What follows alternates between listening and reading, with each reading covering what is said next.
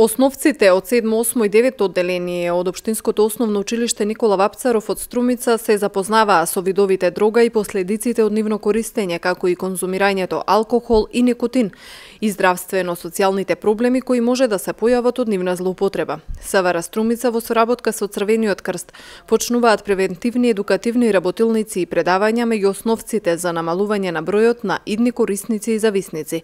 Од Црвениот крст велат дека оваа група основци често не се доволно запознати со оваа тема.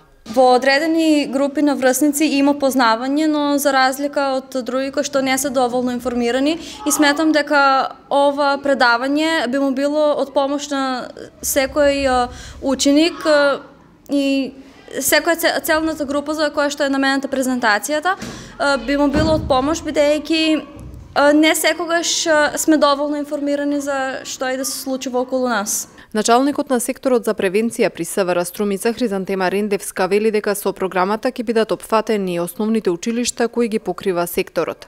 Овие едукативни предавања ги реализираме согласно нашата годишна програма на работа и акционен план од Министерството за внатрешни работи, насловен Полицијата и граѓаните заедно.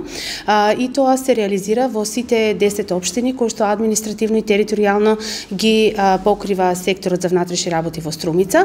Целна група се ученици од основните училишта, по-конкретно ученици од 7, 8 и 9 одделенија и ученици од средните училишта на подрачјето на сектор, и тоа опфаќајќи ги од 1 до 4 година.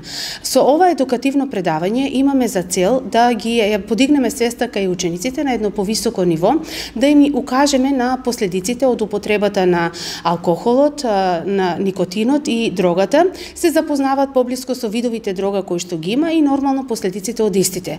И на крајот презентацијата ја завршуваме со еден слоган: дрога зошто, кога животот е преубав и без тоа.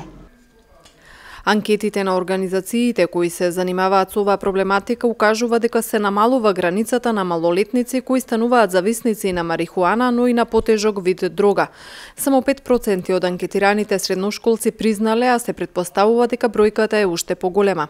Најранлива група се 16 годишните адолесценти, но според анкетата на невладините, границата опаѓа и до 13 години. Во Македонија, велат експертите, се уште недостасуваат соодветна едукација, но и мерки со кои институциите би го заштитиле детето од овој вид зависност.